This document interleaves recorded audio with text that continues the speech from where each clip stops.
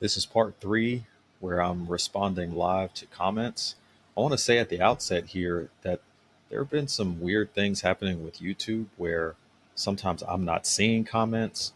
In other places, I don't get the email that tells me about comments. So we're going to go looking at maybe some of those videos that have gotten comments before and now actually go through them manually and see if we can find all of these comments. I had someone say recently that I was being dishonest because I deleted somebody's comment, and I had just gotten I was sitting in a wing place getting some wings, and somebody's calling me dishonest on the internet. And I'm like, oh, what is this about? And there was a comment that they were not seeing, and I went back to the video and I couldn't find the comment, but there was an interesting thing I did, and then I saw a comment that I had never seen before. Let me see if I can find it again. Bottom line is, I don't delete comments. If you're cursing or something on my videos, then I would do it. But that's not, I never even saw the original comment that the person made. Let me see. This was on Dr. Don's video. Let's see.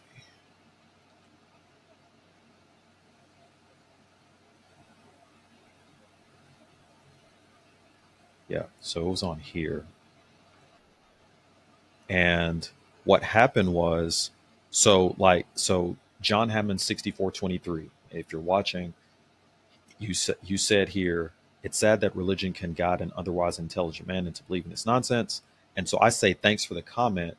What is nonsensical about the evidence Dr. DeYoung presented? And then it seems like he had a comment or something, but then I say again, what specific scientific evidence that Dr. DeYoung mentioned do you disagree with? And he said, read my previous comment. Now, I'm pretty sure he doesn't mean this. He's talking about something else, but I'm not seeing it. And then right here it says 10 comments, but, and then this is Schumer 1988, who's like, hey, you deleted somebody's comment. I'm like, no, I didn't. But there's 1, 2, 3, 4, 5, 6, 7, but this says 10. Now, I think this is what I did. I went to sort by and went newest first. And then all of a sudden, someone named Paleo, let me make this small. Someone named Paleo 1019 has this long comment right here. And again, it's really weird. Somebody's saying that you're being dishonest because you disagree. It's young earth creationism is a religious cult. So we'll talk about this comment in a second. But my point is, okay, it says there's 10 comments. I see this one. Then there's John Hammond's and Schumer. And then there are these other ones. So me clicking on newest first somehow popped up this person's comment. But this can't be the one Schumer's talking about, because that he wrote this 8 days ago, and he was saying somebody else had a comment on here, but YouTube is telling me there's 10. I don't know. And so again, there's this long comment right here. We're going to go through in a second, so we'll come back to that one. Well, let's just go ahead and deal with this one, and then I don't know if I'll actually reply here. I'll just go ahead and respond to it. So Paleo 1019 says, it's crazy that in 2024 you have people who till this day argue for a young earth when it was already disproven before geology became a science. The thing about the early stages of science is that most people did believe in Noah's flood. It was religious clergymen that rejected it because they observed that certain geologic structures had to have taken more than a few thousand years. Figures like James Hutton, William Smith, and Charles, I believe he means Charles Lyell. Don't claim to be pro-science when you reject it because it doesn't line up with the Bible. Sorry, the earth is 4.5 billion years old. We have localized floods. So far, I'm not sure. Let's start it right there. The idea that it's crazy that people are still arguing for a young earth, again, I would just say, it doesn't appear that there's any response to Dr. Don yet. Maybe it's coming in the remainder of this comment, but there's no response to the carbon-14 dating. There's no response to, well, let's just start there. But there are other things that you look at and say, okay, what do you do with that going off of this 4.5 billion years? The other thing that's always interesting to me is that 4.5 billion years has not always been the number. So there's this weird thing where you're saying that we've known that it was really, really old or something back then. They weren't saying 4.5 billion years back then. So that's a more recent number. And probably 10 years from now, it won't be 4.5 billion years anymore. So then this idea that I'm supposed to go with whatever the new number is, even though it's changed a bunch of times, and you're saying, well, you're not scientific if you don't go with whatever the number is they are saying right now. But if they change it 10 years from now, were you being scientific because you went with their number, but not being scientific in the future? I'm not sure what to do with that exactly. But the person is saying here that religious clergymen rejected it because they observed that certain geologic structures had to have taken more than a few thousand years. I'm not sure what people were rejecting. And so then the idea here is that you're claiming to be if you reject something because it doesn't line up with the Bible, it is an interesting thing, because there are people that reject any evidence that is being presented because it doesn't line up with a naturalistic or a materialistic worldview. So you don't get to have it both ways, where you can reject things and not listen to this scientific evidence, but then say that we're somehow rejecting something. I don't know exactly what I'm rejecting, but because some evidence was presented and it's not really being dealt with. Maybe it is later on in this comment. So we'll see. We have localized floods. We have nothing on a global scale. So I don't know what that means. We see evidence of the flood all around the world. So to say there's nothing of a global scale, I don't. And again, perhaps you haven't seen this, and that is understandable. That it is not something that is being presented in your biology class or in your geology class, because it opposes a naturalistic worldview. And so I don't know what to tell you. If you're going to ignore the evidence that's presented, then I don't know how you come to new understanding of any kind of truth. The Grand Canyon is composed of limestones, shales, and sandstones. Okay, hold on, I skipped something. We know what large-scale floods look like. Look at the Missoula floods that happened during the last ice age. Those did not create anything like we see at Grand Canyon. The Grand Canyon is composed of limestone, shales, and sandstones with a mixture of volcanics. Rocks are reflections of their environment. That's Geology 101. So rocks are reflections of their environment. I don't know what that means exactly, but the idea that the Missoula floods that happened, again, I'm not exactly familiar with that, but the idea apparently is that because these were large floods, they didn't produce what we see at the Grand Canyon. But again, you're comparing a much smaller flood than what we are saying happened. A global flood would have been something drastically different than whatever these Missoula floods are. So to say that we know what large scale floods look like, but the problem is, if you're comparing large scale floods and localized floods to a global flood, you're comparing apples to oranges. And so when we look at the Grand Canyon, so one of the things that he talks about with the Grand Canyon, for example, are these polystrate trees or polystrate fossils, where you see a tree that goes through several layers in the rock. If a tree is going through several layers in the rock, it could not have been there as gradually over time layers were being built while the tree stayed there and didn't decay until the layers over hundreds or thousands or tens of thousands or hundreds of thousands of years were building this up over time. So, what is the explanation of polystrate fossils that are not some kind of catastrophic event like the flood? I I'd be interested to hear what the answer to that is. So to say that the Grand Canyon has these different types of stones in it doesn't really address something like what Dr. Don talked about, which are polystrate fossils. Okay, so you disagree with the entire field of geology means you are a science denier and you disagree with evidence-based science. So again, this idea of disagreeing with the entire field of geology, evidence from geology is being presented, and we are saying, okay, there is a prevailing view, and what do you say to that view? Because we have an explanation for it. We understand, we can explain why polystrate fossils might exist there.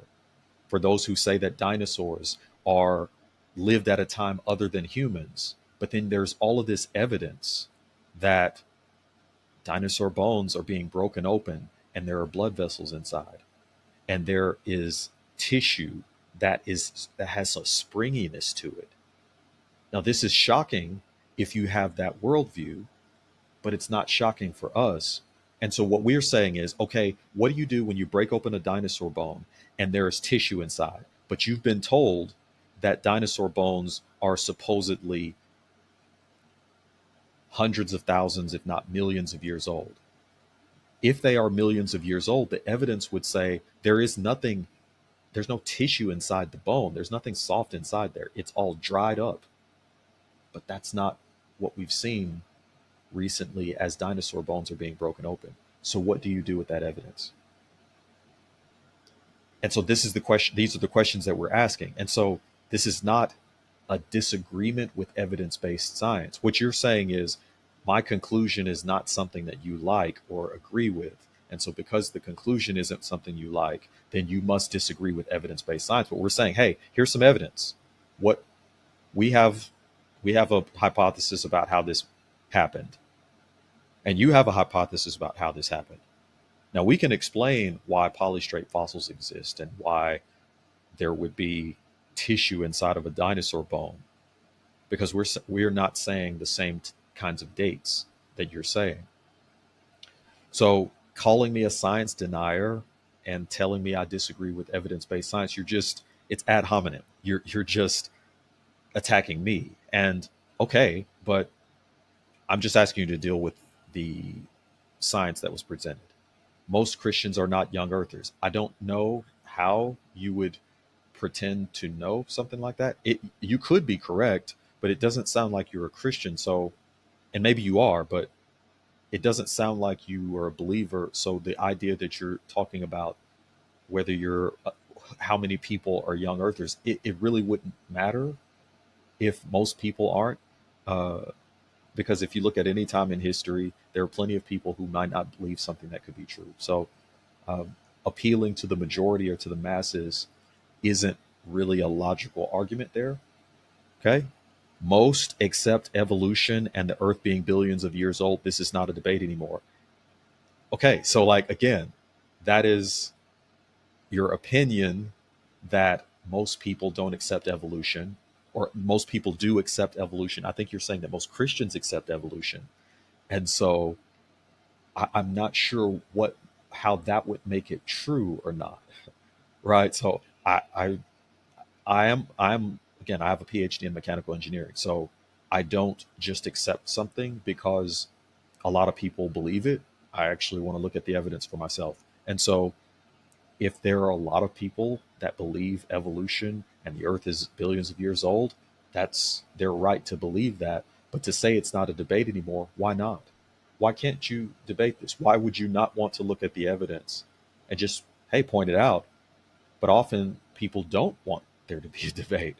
And this is what we're trying to do on this channel. So it was settled in the early 1900s when radiometric dating became popular. It's not just that radiometric dating became popular in the early 1900s. I mean, there wasn't a whole lot of radiometric dating before the 1900s. So we're talking about it was really being established as a tool to try to date things. Now, the problem with radiometric dating, the fundamental problem with it, is that you have to make assumptions. And how do you check your work? How do you know that something's 4.5 billion years old? you don't have something to compare to say that, okay, I know this is 4.5 billion years old. And there are plenty of examples where you have things that we know when it occurred, some maybe some kind of volcanic eruption that we know occurred, let's say 40 years ago, and the radiometric dating says that it's 1,000 years ago or 5,000 years ago, and we know it was 20. So there are things like that that we look at and say, okay, if that's the case, how what do we do with that? Now, and I would say to you, if when you're talking about radiometric dating, one of the things that Dr. Don brought up once again was that there have been carbon 14, there have been trace amounts of carbon 14 in basically everything that they brought to the labs to test. And they made sure that they went to labs that would say to them, there's not going to be any carbon 14 in a diamond. It's too old. And then they found carbon 14 in it. Now, how do you explain that? If the diamond is however many millions of years old, how do you explain that there's carbon 14 in it? That doesn't make sense from that perspective. So how do you explain it? And so that's something where I think the way Dr. Don put it is, he said, the ball is now in your court to say, hey, what do we do with that, with this new evidence that we've come across? That's the way science works, by the way. When we come and we see new evidence, then we don't say this thing is settled and therefore we're not going to take a look at this again. That's an anti-scientific approach, actually. And so it makes zero sense to believe that all the scientists from around the world are all wrong. Well, I'm a scientist. Dr. Don's is a scientist. We could list off many scientists. I have a book up here. Let me see if I can grab it.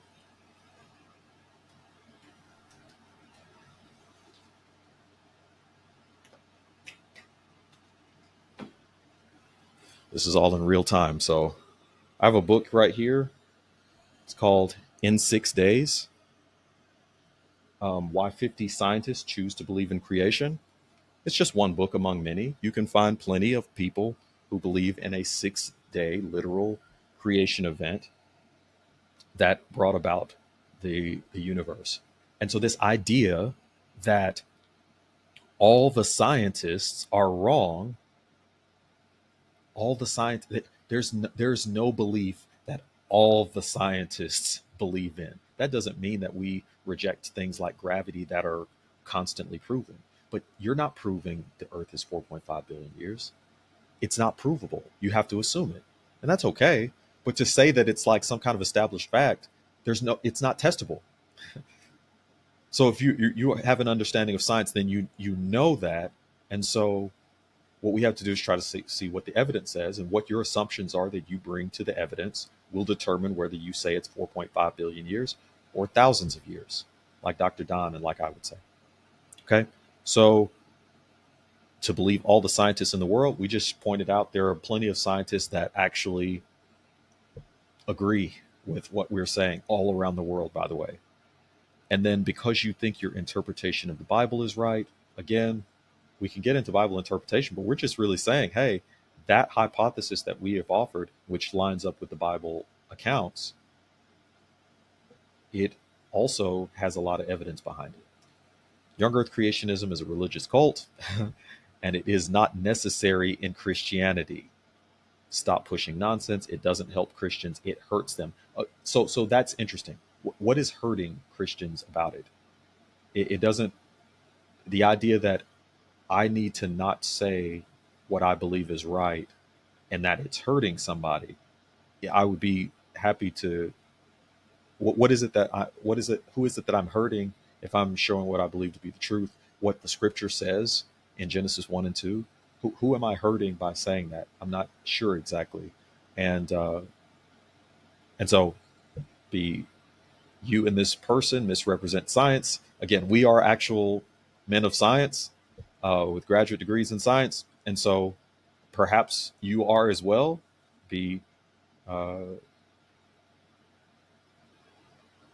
But to call someone dishonest, right? These are the kinds of things. I don't believe Paleo's dishonest, or John Hammond or Schumer.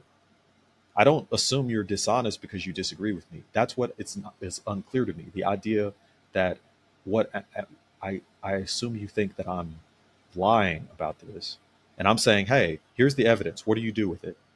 And then you're calling me dishonest. It's this is really a consistent thing here, and I'm not sure what the dishonesty is exactly. And I'm actually quite surprised that I guess I shouldn't be, but I'm surprised that people who disagree are coming on the channel and making these long comments. And so again, we've gone through the comment. There's not a lot there, and so except there's a lot of name calling, and so that kind of comes with the territory. Okay, so by the way, I've got the same shirt on from that interview. This I basically have this shirt, and I'll put on the. I don't like to have a T-shirt on for these, so I'll just. This is one of my podcast shirts. Okay, so if we go here and you look at notifications in that middle, yeah, okay, then you got this, sir. So let's see. Oh, I didn't mean to click on that person's name. Let's see. Let me just go back to my. I think I can go to YouTube Studio and find comments that have been made. This has already been 20 minutes, so I need to kind of buy into evolution. Okay, so we got some new comments here. All right. So yeah, we'll respond to this and just kind of say, hey, we talked about it in the video. Okay, so let's look at this one. There are 3,000 plus gods in religion, all of whom are conveniently invisible and need human beings to speak on their behalf. We have a book where a virgin gave birth, man moonwalked on water. I think he was walking forward. He wasn't moonwalking. His back wasn't turned to the apostles, but okay. Raised the dead, fed 5,000 people with 7 food items. That's correct. Okay. Died and came back to life and made food fall from the sky. You say the Bible hasn't changed, but what we need is irrefutable evidence for these claims. Human beings living to be 900 years old because a book says that's what happened doesn't make it true. Okay, so the basic idea here is there are a lot of things that are spoken of that are much different than what we see in our modern times and just purely supernatural or miraculous events. And so what does the Christian say about that thing? We need irrefutable evidence for these claims. Now it's interesting. I just finished a book recently called I Walk Therefore I Am, how walking on 2 legs proves that God exists. And in that book, I have a chapter that's called Does Extraordinary Evidence or Does Faith in God Require Extraordinary Evidence? That's the name of the chapter. And that's getting back to what he's talking about here. Now, a couple things. First of all, there are 3,000 plus gods in religion, all of whom are conveniently invisible. My first thing to you is to say, hey, I'm not here to talk about the 3,000 plus gods or however many there are other than the true God. So again, if there are a lot of counterfeits out here, I'm not here to justify the counterfeits. We're just here to talk about the true God and Jesus Christ. And so if you're not here to specifically address him, then yes, I agree with you. Those are false gods. In fact, the Bible itself goes into detail about how you shall have no other gods before the true God, Yahweh. So yeah, all of those other ones, false gods, I'm not going to attempt to justify them. But then the next thing you talk about here is that there are these unbelievable, admittedly, virgin birth, man walking on water, resurrections from the dead, feeding a multitude of people with a small amount of food. Christ's resurrection, manna from heaven. And so you say the Bible hasn't changed. It hasn't. So my thing is, there are things like 4.5 billion years that's almost certainly going to change. And so science, this idea that we should trust in science, but it's changing all the time. So the idea of trusting in something that changes all the time is you can do that if you want to, but it's always moving. And so because it's always moving, the idea that you should trust it is something that if you want to do that, you can, but it's always shifting. Whereas we have something here that's not shifting. Now, this gets back to how do we respond to the supernatural events? There are people, as the previous commenter said, that basically say, yeah, well, I just look at the superior moral teachings of the Bible, but when it comes to Christ walking on water or Jesus feeding 5,000 people with just a bit of bread, basically, and some fish, I don't necessarily believe that. There are plenty of people that would call themselves Christians that do not believe that do not believe in a 6-day period of creation and God resting on the seventh, despite the fact that it's said also in the book of Exodus and elsewhere throughout the scriptures. Okay, there are people that want to take certain parts of the Bible and leave certain parts. The idea here, though, the issue here is what we need is irrefutable evidence. And the question is, what do you mean by that? What do you mean by irrefutable evidence? And so the answer to this, in fact, people often say the same thing about belief in God in general. And that's what I was getting at in my book. There are people that would say, well, what I need is something that's irrefutable. But then when you ask them, okay, what does that mean? What does irrefutable evidence mean? Then there seems to be no real answer there. So it doesn't really matter what the evidence is that we offer. There are people that just aren't going to believe. And so it's like the person who just is sure that his wife is cheating on him. And there's no evidence that you can offer to change his mind. It doesn't matter that she actually hasn't cheated on him. As long as he's got it in his head and he says, I need irrefutable evidence that you didn't. Well, okay, what would that look like? And it's either something that is impossible to provide, or the person can't think of anything. And so you've seen a lot of prominent atheists recently who have been asked, okay, what kind of evidence do you need? And they can't ever think of anything. And if you say, well, what about this? They would say, well, I would think I was hallucinating. So you notice that there isn't any evidence to take them away from that view. Now, you tell me whether that's scientific, whether that's evidence-based or not.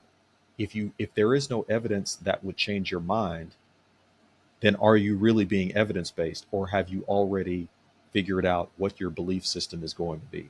And so we're saying, hey, look at the evidence. So when it comes to this, really what we'd have to get down to is a study of the scriptures, a study of the Bible, and saying, hey, these are the things that we see about the Bible that make it a supernatural book, that make it a book unlike anything that we've ever seen.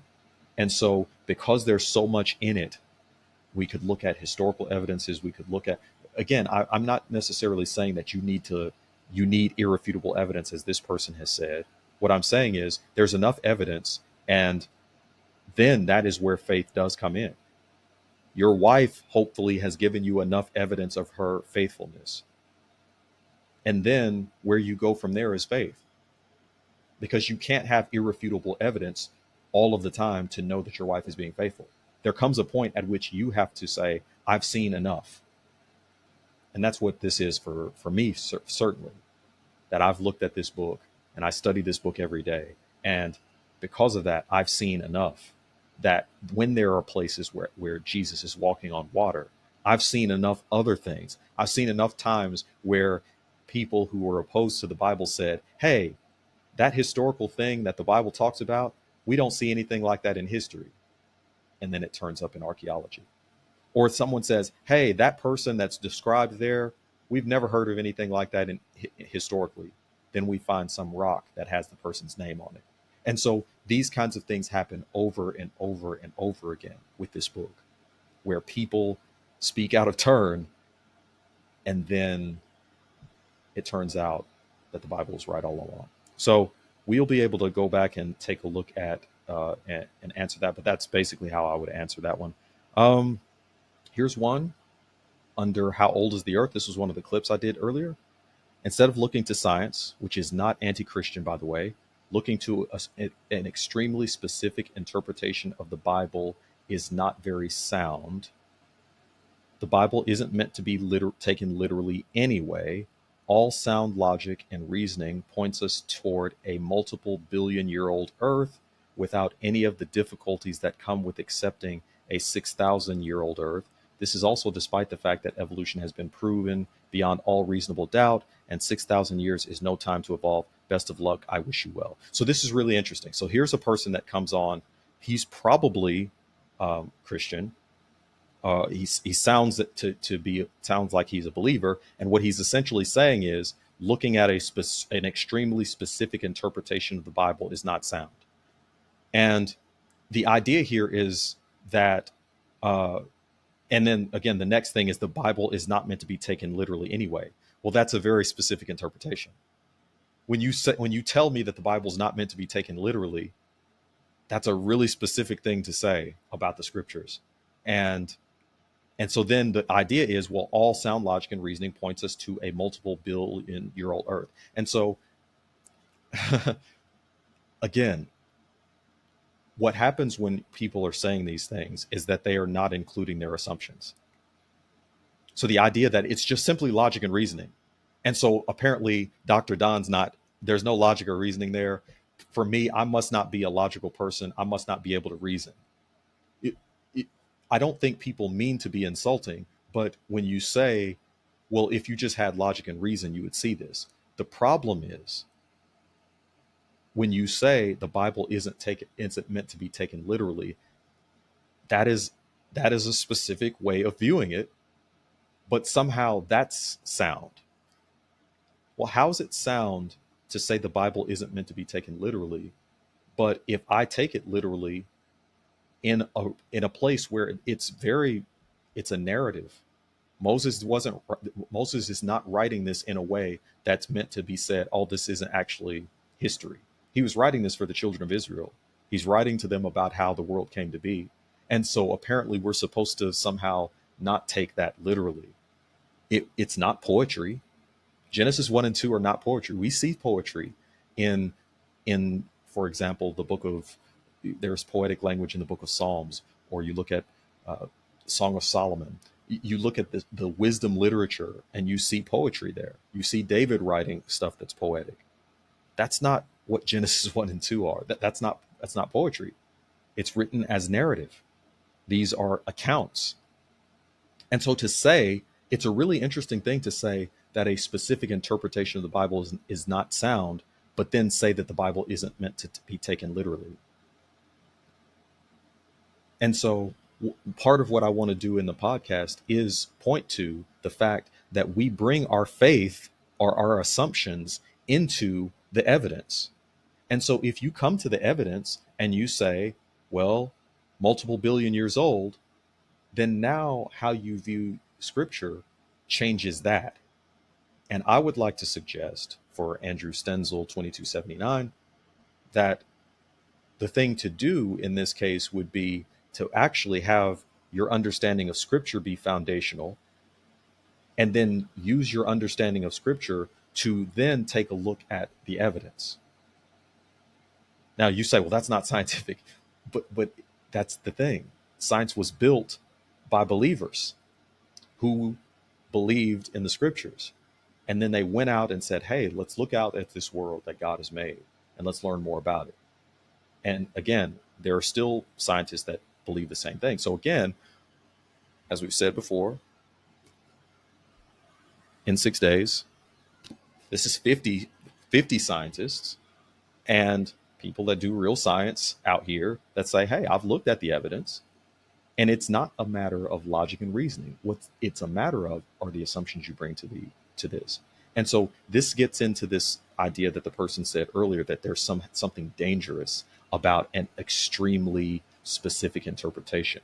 But it's okay the, but it's okay to have the interpretation that the Bible isn't meant to be taken literally. So my question becomes respectfully, okay, so what does that mean about Jesus Christ? Is he real? Is if the Bible is not meant to be taken literally, what do we say? And I get it. I'm not going to the book of Revelation taking things literally, but that's clearly apocalyptic literature. It says it. It says that these things were signified to John in the first chapter of Revelation. So we know that there are signs there. We know that it's signified. That's not what it says in Genesis.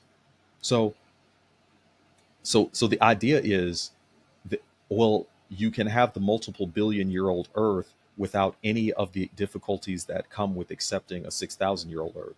And one of the things that was pointed out in our podcast interview is that there are actually difficulties that come with a multiple billion-year-old Earth. Because what you now say is evolution has been proven beyond all reasonable doubt. This is such an I use the word interesting way too much, and I'm trying to work on that. To say that evolution has been proven beyond all reasonable doubt is, what do you mean by that? Because what I'm finding is that when people say evolution, what they mean is the macro evolutionary idea that from particles you have humans, and that just over time, with plenty of time, you get to a point where those small particles over time evolve into something completely different than what they were at first. Now, the idea that that's proven beyond all reasonable doubt, first of all, how?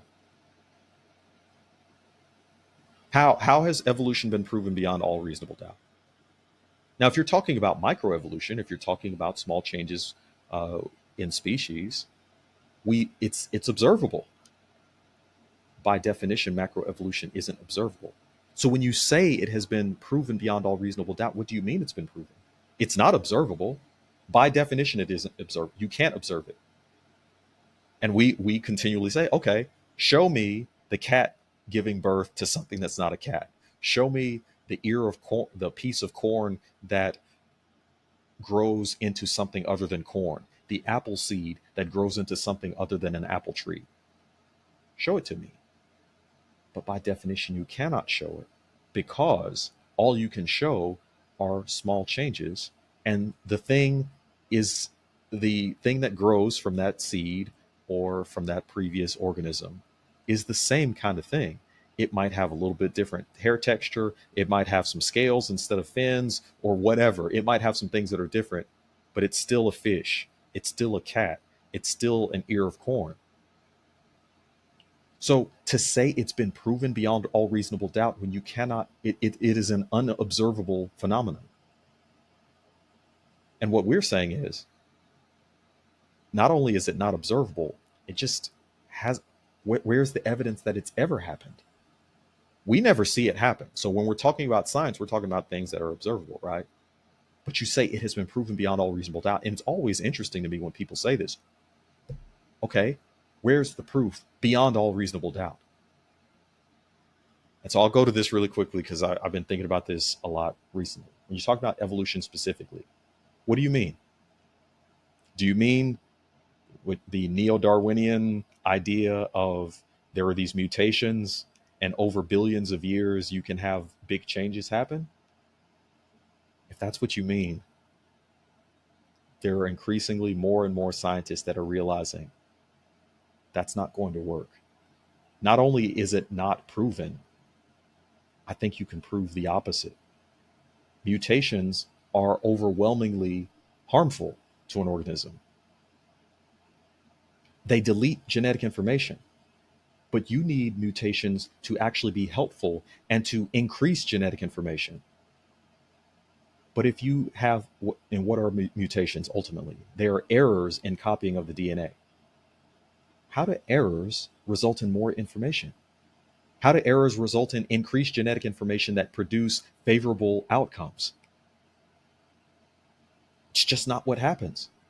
And we've seen just over the past, let's say, 4 or 5,000 years, that there are changes in us as humans as genetic entropy grows. The idea of genetic entropy is that there are more and more errors in our DNA that accumulate over time. What we haven't seen is that results in something like X-Men. I mean, this is truly science fiction. Like when you say evolution has been proven beyond all reasonable doubt, I mean, what we should see then are superhumans. But what we see are increases in cancer and Alzheimer's and diabetes. We don't see superhumans. Now, you might say, and I would probably agree with you, that a lot of these increased diseases are because of lifestyle choices. But the point is it really that we're seeing superhumans resulting over time? That's not what we see. And so when you have people who are believers who are saying things like this that just aren't science, like it's not science to say evolution has been proven beyond all reasonable doubt. It's just not. And if it is, okay, how when it's not observable? How can you prove something beyond all reasonable doubt when it is not observable? And then the mechanism is mutations. The mechanism is that there are errors copying the DNA. Never mind the fact that how does DNA get there in the first place? How does that information, that is just a vast amount of information in just one DNA molecule, how does all that get in there? We're saying that randomly arose, and that random errors over time somehow make it better? That takes a lot of faith to believe that. And I don't see any science behind something like that. I see it being asserted. That's not the same as science. And again, there are atheists as well that are saying we can't continue to go along with a theory that kind of Darwin came up with when he didn't know anything about the cell or DNA. There's too much information there. And the idea that you can scramble it when it's being copied and that makes the information better, it never happens. We never observe that. So it's a little disappointing to see that from people who are believers. And so in that middle, yeah, okay, then you got this, sir. I honestly don't know what that is referring to. I'm not buying into anything. Evolution is a proven scientific fact. People buy into religion as a way to cope with death. So this is you do have to buy into evolution. Like this is what's so interesting about it, that this idea that it's a proven scientific fact. And so you hear all of these people say it. It's really interesting that this idea of it's a proven beyond all reasonable doubt. It is a proven scientific fact. Okay. How does one prove something that's unobservable? Something that's invisible? Because that's what we're talking about here. We don't see it in the fossil record. When I ask you, for example, what I've studied is specifically humans walking on two legs and the amazing ability we have to do that. To be on two legs, which is an inherently unstable, I'm speaking from a mechanical engineering perspective, by the way. So that's my background. My background is mechanical engineering. I see humans on two legs. My work is with humanoid robots. And so my PhD had to do with walking robots. And so I was creating AI controllers to make them more balanced and stable. Now, if you look at a human being that balances on two legs, that is an inherently unstable arrangement from an engineering perspective. So the question is, how do you come to do that? Now, the evolutionary story is that what happened was you had these quadrupedal primates. And just over time, they transitioned from being on all fours to being up on two legs. You know, you've probably seen some picture where it had some progression from a quadrupedal ape up to the human standing up straight. Problem. They always have like a bipedal ape in there. They're usually the last progressions are basically all humans. There are like some shorter ones and there's some taller ones. And then the first progression is an ape that we see chimps like that today. But there'll always be that one or two in the middle that'll look like an ape that's kind of on two legs walking, but it has all of the features of an ape. including the feet that aren't good for that and all of that. Here's the problem. That thing's not in the fossil record. And if you figure out that that missing link or that transitional form isn't in the fossil record, all of a sudden what you have are apes and humans. And the entire idea falls apart. So when you look in the details of this stuff, so when people say this is a proven scientific fact, how? There should be so many missing links and transitional forms that we should just be like falling over ourselves. Because if everything came from this, then they should be all over the place. And even Darwin recognized that they aren't. And so if you can't show in the fossil record that this happened, but then you tell me it's a proven scientific fact, that's difficult for me. I don't get where people say it. And so I think the people that say it so confidently are people that don't work in the field. So that must be why you're able to say it like that. And this is often the case. The people that are the most confident are the people, again, it's not to disparage anyone, but when you dig into the details of this stuff, there's nothing there. The emperor has no clothes. When you look into it, so I looked specifically at one instance. How would you go from quadrupedal apes to bipedal humans? And you look into it, and you need three things. You need to be able to show it in the fossil record. It's not there. When you start looking at the fossil record, the fossils are few and far between, and over time there have been hoaxes. There have been things that people made up and said, "Oh, this is a missing link," and it turns out they mixed some bones up or something. It's just not there. And my thing is, you might say, "No, there really is a missing link." The point is not that you can find, let's say, one that you believe in. The problem is they should be abundant. You should find them everywhere. We've got billions of people on Earth. The progression from quadrupedal apes to bipedal humans should be all throughout the fossil record. And by anyone's estimation, it is not. Now, how do you, for something to be proven, how do you show that? How do you reconcile that? The second thing you need is you need to show the why. You actually need to show a series of evolutionary pressures that would induce all of the changes that needed to be made. So if you say, hey, at first the monkey or the ape had this certain kind of foot and then it changed into something closer to the human foot, those are a lot of changes that need to take place to go from that kind of foot to the other kind of foot. And then the development of the ankle bones and the different things that we have that allow us to very easily, we have the hardware that's optimized to be able to stand on two legs.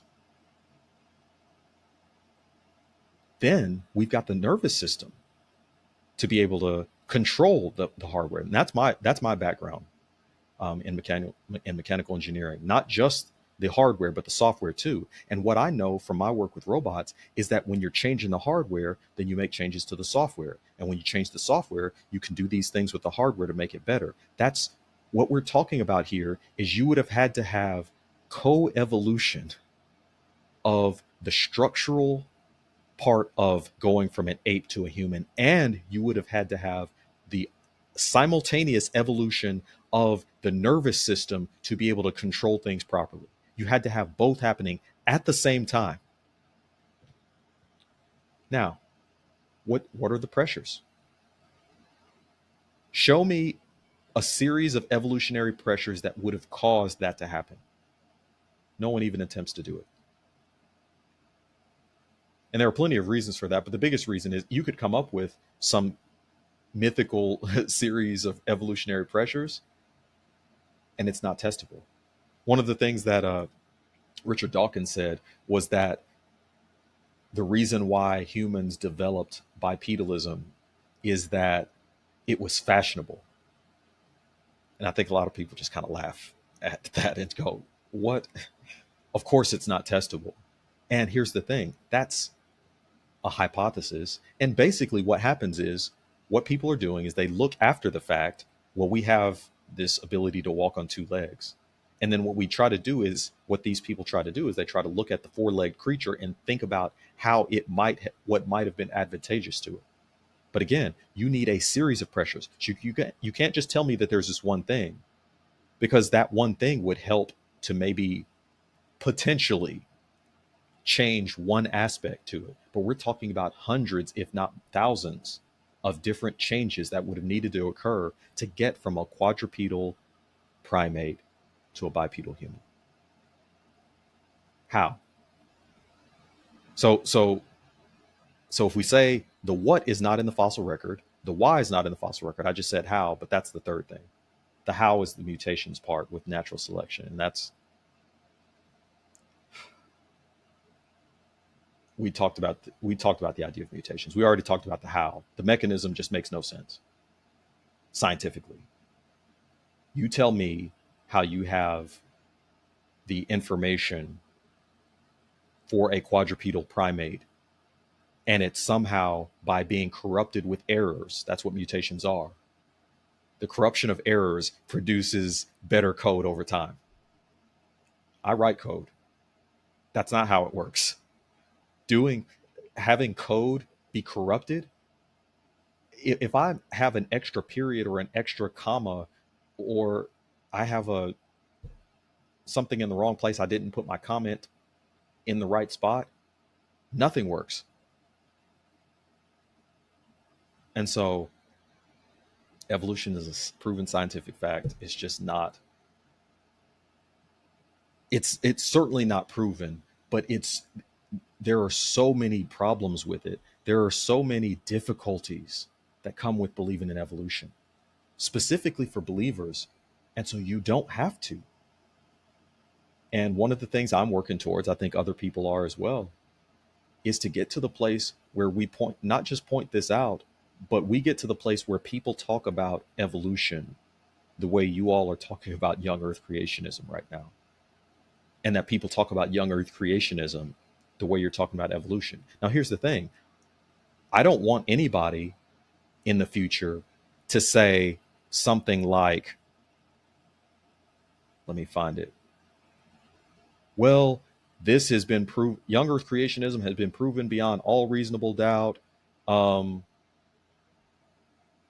I believe that I have no reasonable doubt as to young earth creationism. But the idea of putting somebody down, we're not going to do that. What I will say, though, is you have to do this with the Bible, where you don't take it literally. And that's something that you should really think twice about. We're coming up on an hour. I wasn't really meaning to go this long, but I wanted to kind of go in and talk to some of these comments that we have here. And so if you are someone who has been commenting on the channel, I'm going to probably, for all of these different comments, just kind of say, hey, I made a video where I responded to your comment. So you might take a look there. But I know that there are probably other comments, and I don't know if I'll have time. I really didn't want this to be this long, but if you go to, if I go to my content and you go to things like, if you go through here and you can kind of see where there are comments.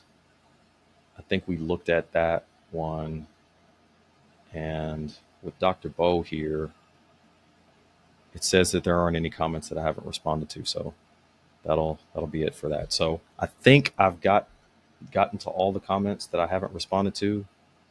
We saw that one. And yeah. I think I responded. Yeah, I responded to something on that one. Okay. So that's all. And so one of the things I might do is just do a video specifically about evolution, because that keeps coming up. And there are people that are saying things like evolution has been proven beyond all reasonable doubt. And there are believers that are saying this. And if you're talking about microevolution, I'm with you. It's not even that it's been proven. We see it. It's observable. But by definition, macroevolution isn't. You can't observe it. So to say that it's been proven beyond all reasonable doubt, it's literally an invisible thing that you believe in. And then you try to tell me that when I talk about God, that, well, you just believe in something invisible. Macroevolution is invisible. You don't observe it, but you say that it's responsible for everything. Now you're going to say, well, no, it isn't invisible. It is.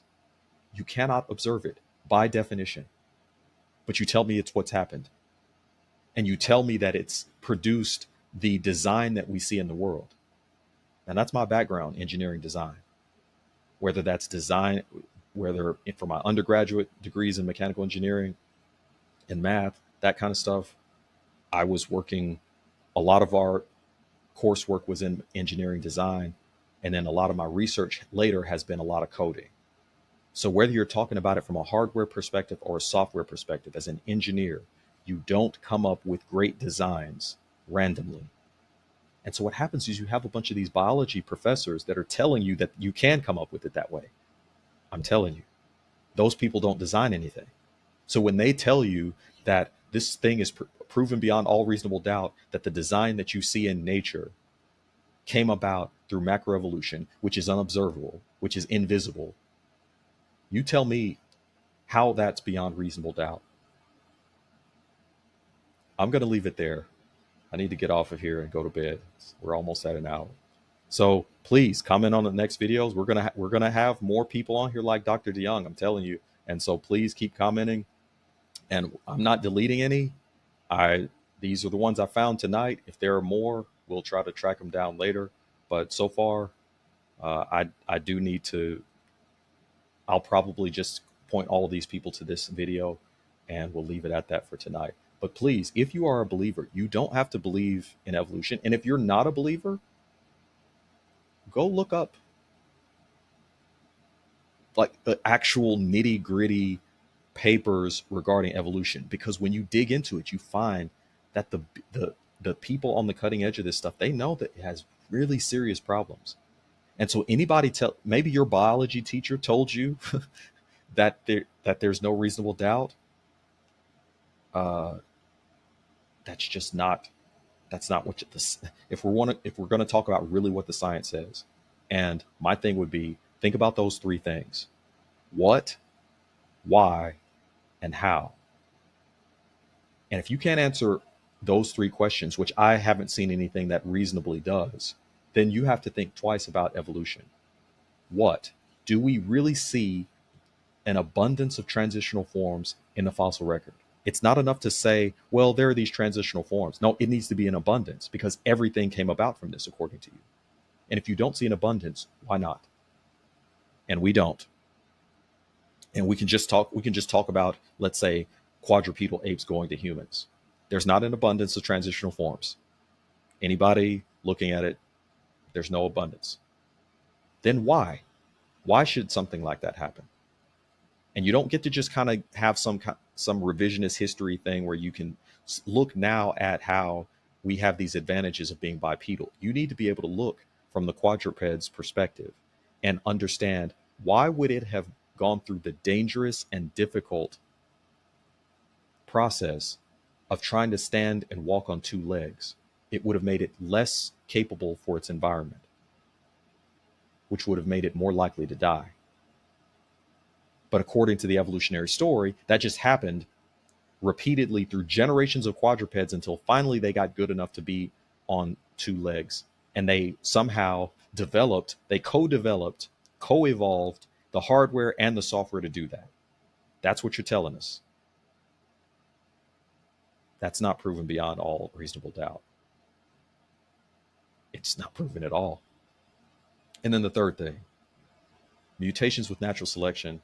Like, really, that's errors in copying DNA is how we got the design we see? Come on. If any of you write code, you know that can't be the case. And DNA is far more advanced than any code that we're writing. So errors in the DNA, no, that's science fiction, folks. That's X-Men. That's what that is. It's literally what it is. And you're saying that that's proven beyond reasonable doubt. X-Men, mutants, superhuman mutants. That's what you're saying. No, it's not proven beyond all reasonable doubt. That's where we're going to leave it today. We'll see you next time.